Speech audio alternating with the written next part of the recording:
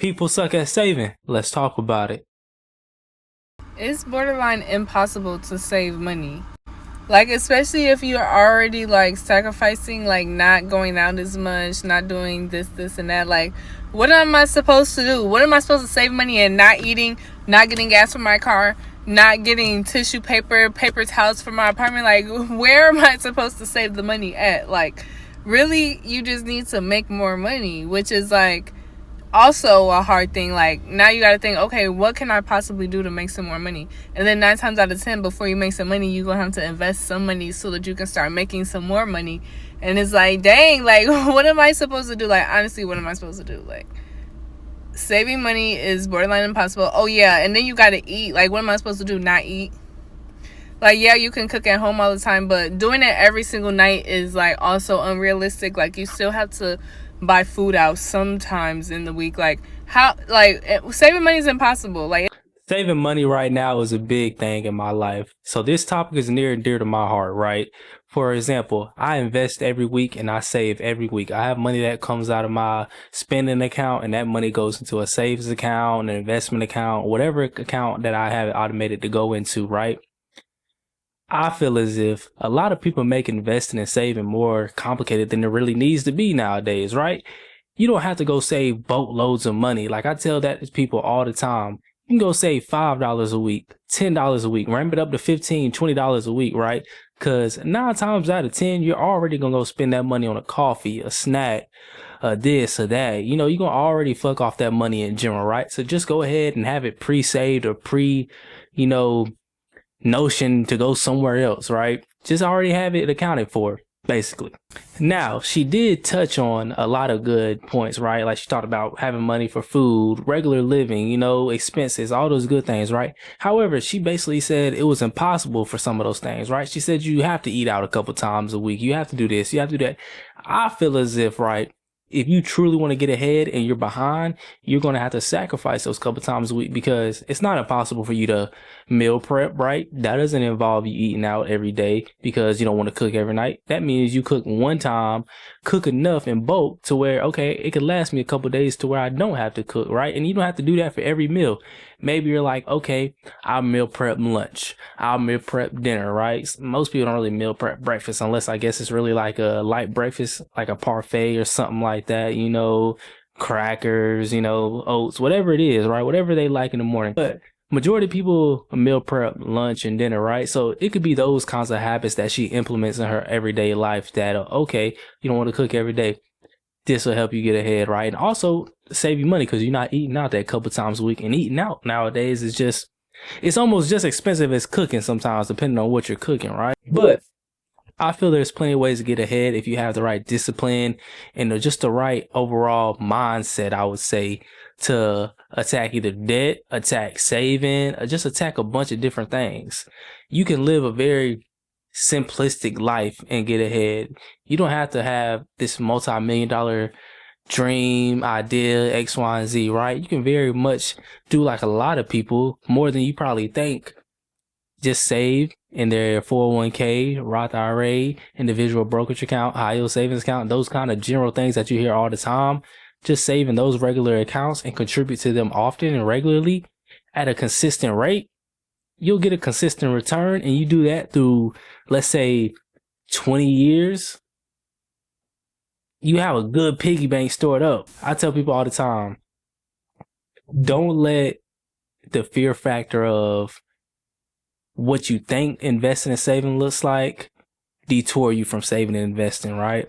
Do your research and get ahead. Let's get back into it. How old are you and how much do you have in savings? I'm 29 and there's not a lot of savings right now because I'm still new in the country and making my way, making my career, and it is very expensive to live here in Sydney, so nothing is saving right now. Okay, no, that's fair. What is your career? So I'm a visual merchandiser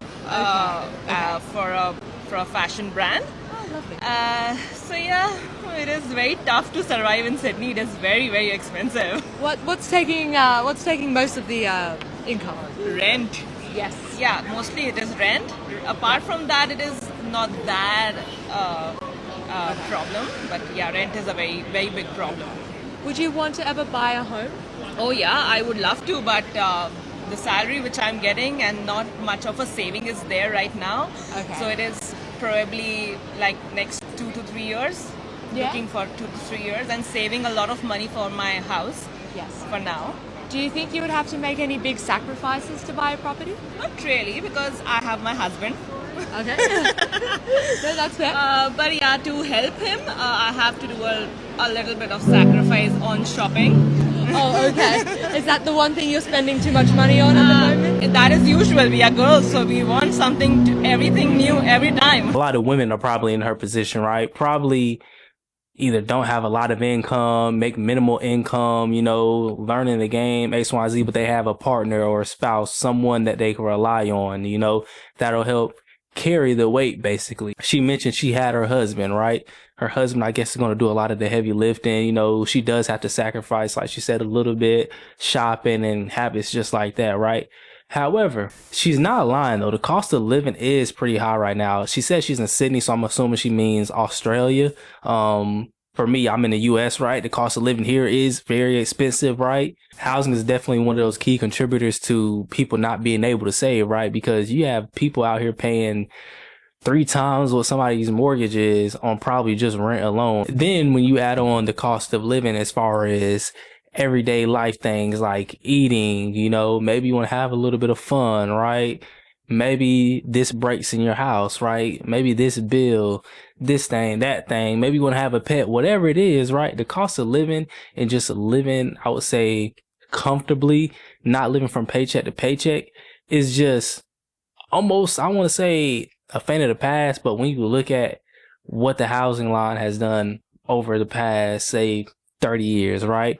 When you look at what inflation has done to the cost of food, whether it's fast food, eating in, eating out, no matter what it is, all of it has increased, right? People talk about the price of eggs, the price of milk, all those good things. I feel like now we're in such an economy now to where things have gotten so bad to where when you look back a few years ago, you were like, dang, the cost of milk is this, that, and the third. This almost makes us want, that stuff again, be like, man, we were actually not taking that stuff for granted when you look at it from hindsight. But I would definitely say there's plenty of people in her position, right? You don't have to have it figured out at a certain age. She said she was 29, right?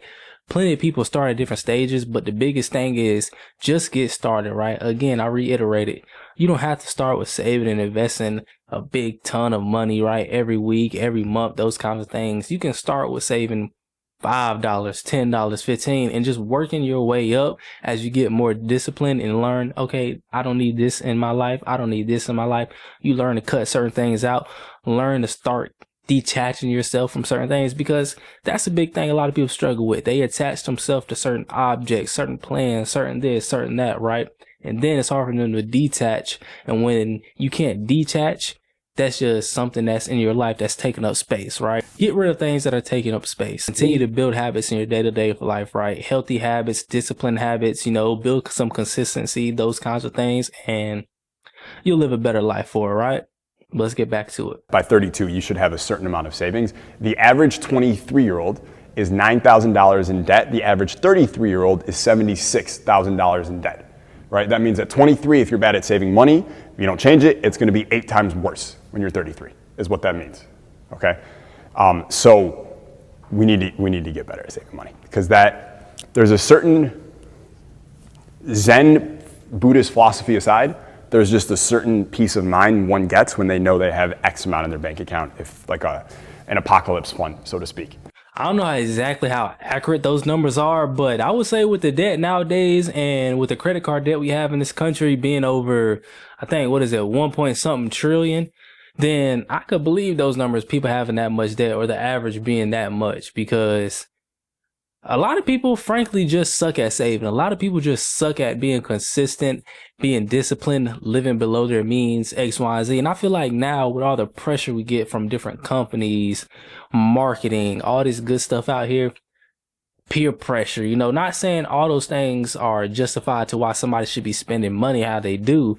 But when you have all those different pressures, some people kind of cave in, right? They make certain things seem like this should be the norm when it really shouldn't be the norm. The norm should be, okay, If you want to be a regular everyday worker, work your 9 to 5, Monday through Friday, you should have either this pension, this 401k, whatever it is, and you save this way, contribute this much. And by the time you finish working and you're ready to retire, you have this in your retirement plan, right? If you're more of an ambitious person, right, you want to get ahead, you want to live a more comfortable life, you want to retire early, you don't want to work for no company, work for nobody, maybe work for yourself, then you do things a little bit differently. Things should be a one-way track, right? There shouldn't be all these different loopholes where one side has bigger advantages than the other. You know, it shouldn't be one side is just way at a different deficit, held to a different standard. All these different like things we see between society where it almost makes the rich and the poor clash, right? The rich and poor are clashing because it feels like the rich are getting richer, as people say. It's a cliche saying, and then the poor are getting poorer, right? And that's why there's no middle class right now. They say to be middle class, you have to quote unquote make what I think it's around 100 to 150,000 now to be considered middle class, because inflation has just ruined the dollar, right? So the money that you may have had saved up, by the time you get 10 years down the line, it's going to be worth less, right? Now you created this big dynamic to where, okay, one side is at such a disadvantage to, hey, I'm just trying to live a decent life, you know, be comfortable, be stable, and then have some money for retirement. But it's like I'm getting drained for every penny. You know, I can't go to the store without spending this amount of money, right? I can't go out and just have a regular good time with my family, have some good bonding time without spending this kind of money, right? And who wants to always go for a walk, right? Who always wants to do these little things that'll save money? You know, sometimes you want to go out, have a good time, right? And be a little more free flowing and do the more adventurous things, right? You don't always want to have to take the low end route, right? To just have a good time. I feel as if the system in general has to just be better, right? To benefit both sides more, right? Maybe give more tax advantages to people who do work a regular everyday job, right? The regular W-2 worker doesn't have a lot of tax benefits, right? They don't have a lot of tax deductions, right? Whereas businesses have tax deduction after tax deduction, tax benefit after tax benefit, right? A high earner employee that makes, let's say, $100,000+ a year, if they're single with no dependents, oh my gosh, like the amount of money they're going to pay in taxes is just crazy. Whereas a business, it doesn't equate. A business has, now, granted, businesses, as far as maybe corporations, they do pay a good lump sum in taxes, right? But when you equivalate it to maybe someone who is single and maybe, let's say, generating whatever kind of income on whatever kind of scale that they measure it on, I'm pretty sure someone out there can figure those kinds of things out. It doesn't equate as far as percentage wise, ratios, all those good things. To me, let's have a balanced playing field to benefit both sides, right? Give tax cuts, tax deductions, whatever it is, right, to both sides that'll help, okay, the regular everyday employee, and then also help the business as well. Therefore, both sides feel like they're eating. Both sides feel like they got the ability to make money, be comfortable at X, Y, and Z, and be sustainable. That's the overall key to it, sustainability. So, but other than that, if you stuck with me this long, I appreciate it. If you liked the video and you like what you saw and like what you heard, then go ahead and smash that like button. Also, don't forget to subscribe as well, right? It's only going to help the algorithm. I'm going to continue to say this and continue to repeat it. I want to build a community here, right? I want to build a platform to where people can come here, want to hear what I have to say, want to give their opinions. And with that being said, also, don't forget to comment in the comment section if there's anything that you want me to talk about, want me to discuss, or if you have any overall thoughts about what I may have said in this video, man. But until next time, peace.